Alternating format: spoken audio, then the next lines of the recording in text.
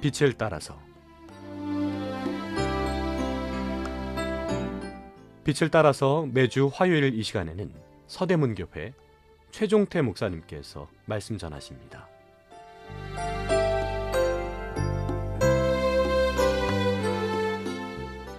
시청자 여러분, 안녕하십니까?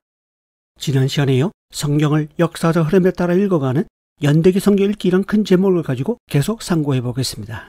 이번 시간은 한눈에 들어오는 성경, 이런 주제로 신구약 성경을 개관해 보겠습니다. 성경 전체는 연대별로 13시대로 나눌 수 있습니다.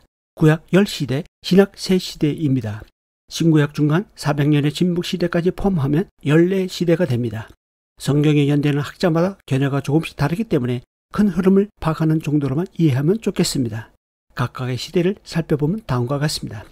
첫 번째는 창조시대입니다. 바벨론 근처에서 창세기가 시작됩니다. 갈대아 우르에서 하란까지의 여정이 창세기 1장에서 11장까지의 내용입니다. 창조, 타락, 홍수, 바벨탑이란 4가지 사건과 가인과 아벨의 이야기를 더한 5가지 이야기가 나옵니다. 두 번째는 족장시대입니다. 하란에서 하나님은 자신의 계획을 이루시고자 세상 가운데서 아브라함을 부르십니다. 아브라함은 갈 바를 알지 못하고 지시하신 땅으로 가서 세겜에 정착합니다. 여러 가지 우여곡절 끝에 야곱의 가족 70여 명이 애굽으로 이주하여 400여 년 동안 종살이하면서 큰 민족을 이룹니다. 족장시대는 하란에서 애굽까지 여정을 그리고 있는데 이스라엘 민족이 형성되기까지 4대에 걸친 믿음의 조상들의 이야기가 나옵니다. 이것이 창세기 10장에서 50장까지 내용입니다. 세 번째는 출애굽 시대입니다. 하나님이 400년 동안 애굽에서 노예 생활을 하던 이스라엘을 구출하여 시내산에 이르게 하신 과정이 출애굽기 19장까지 내용입니다. 출애굽한 이스라엘 백성이 시내산에서 1년간 머무는 동안 십계명을 비롯한 여러 가지 율법이 그들에게 주어지는데 이 과정이 출애굽기 20장에서 민수기 10장까지 내용입니다. 네 번째는 광야 시대입니다. 이스라엘 백성들이 약속의 땅에 들어가기까지 광야에서 38년간 훈련받는 기간의 이야기가 민수기의 내용입니다. 이스라엘 백성이 여리고 맞은편 모압 평지에서 1년간 머물면서 출애굽 2세대들에게 율법을 재교육하여 영적으로 무장시키는데 이것이 신명기의 내용입니다. 다섯 번째는 가나안 정복 시대입니다. 이스라엘 백성이 가나안 땅에 진입하여 여리고 성을 시작으로 아이성, 남방지역, 북방지역을 정복해가는 7년간의 과정과 이스라엘 12지파에게 땅을 분배하는 과정이 여호수아의 내용입니다. 출애굽하여 사사시대까지는 약 400년의 시간이 흐르고 있습니다. 여섯 번째는 사사시대입니다. 아직 정복하지 않은 분배받은 땅을 점령해가는 과정이 사사기의 내용입니다. 이때 범죄, 심판, 강구와 회개, 구원이라는 사이클이 공식처럼 반복됩니다. 하나님은 사사를 통해 직접 통치하시고 이스라엘을 구원해 가시지만 이 시기는 왕이 없으므로 자기의 소견이 옳은 대로 행합니다. 일곱 번째는 단일 왕국 시대입니다. 백성들의 요구로 이스라엘도 이방 국가들처럼 왕을 세웁니다. 초대왕 사울을 비롯하여 다윗과 솔로몬이 각각 40년씩 단일 왕정 국가로 통치합니다.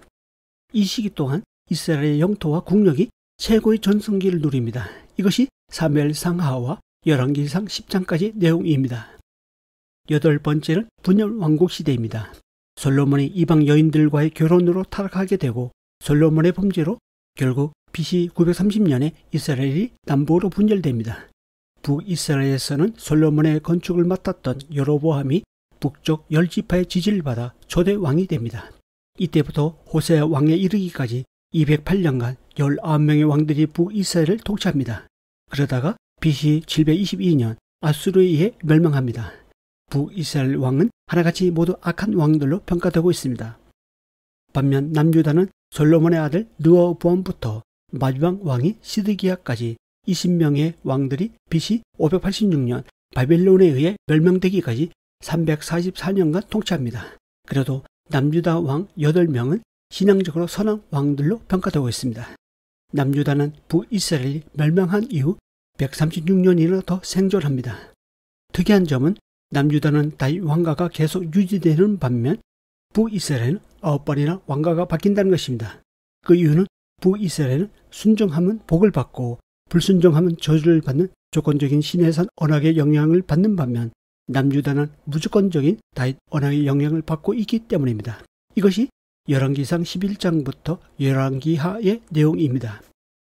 이 시기에 구약의 열왕들은 나름대로 개혁을 부르짖었지만 결국 개악으로 끝맺는 것을 볼 수 있습니다. 그들은 기득권을 포기하지 않았습니다. 공의와 정의를 베풀어야 하는데 약자에 대한 배려가 없었습니다. 그래서 아모스, 호세아 같은 선지자는 공의와 정의를 행하라 라고 외쳤던 것입니다. 9번째는 포로 시대입니다. 남유다는 북이스라엘 멸망하는 것을 보면서도 하나님께로 돌아오지 않고 불순종합니다. 결국 바빌론으로 포로가 되어 잡혀가는데 BC 605년 1차 포로로 다니엘이 함께 잡혀갑니다. 포로 시대 동안 백성들은 고난 가운데 하나님을 생각하는 시기를 맞습니다. 10번째는 포로 기한 시대입니다. 70년간의 포로 기간이 끝나자 하나님은 페르시아 왕 고레스의 마음을 움직여서 이스라엘 세 차례에 걸쳐 고토로 돌아오게 합니다. BC 538년 스룹바벨과 여호수아에 의해 1차 포로 기간이 이루어지고 이때 성전이 중수되어 BC 515년에 완공됩니다. BC 458년 에스라에 의해 2차 기한이 이루어지고 이때 영적 각성이 일어납니다. BC 444년부터 느헤미야에 의해 3차 기한이 이루어지고 이때 무너진 성벽이 재건됩니다. 이것이 에스라와 느헤미야의 내용입니다.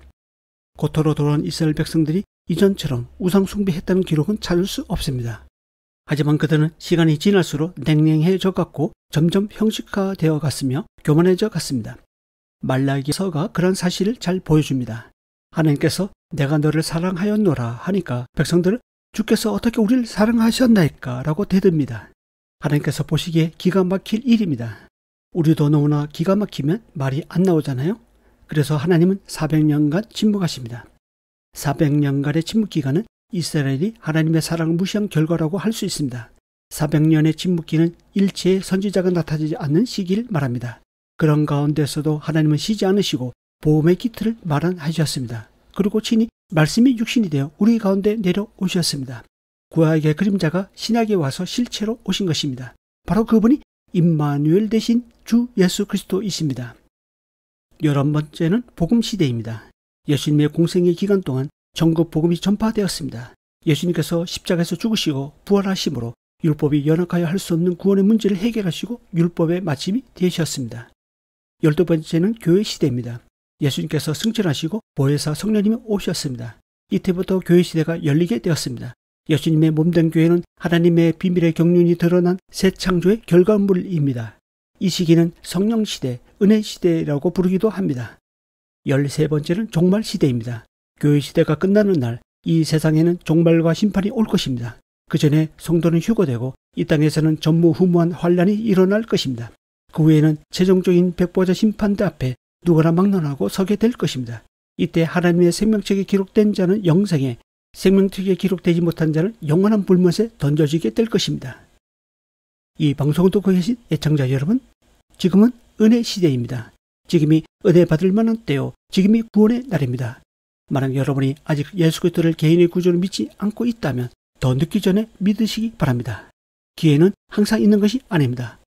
다음 시간에 이어서 말씀드리겠습니다. 감사합니다.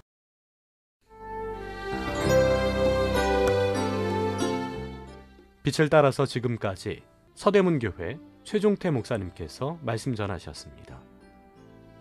오늘 말씀 들으시고 신앙생활에 도움받기 원하시는 분들, 지역번호 02-3141-5853 3141국에 5853번 서대문교회로 전화하시기 바랍니다.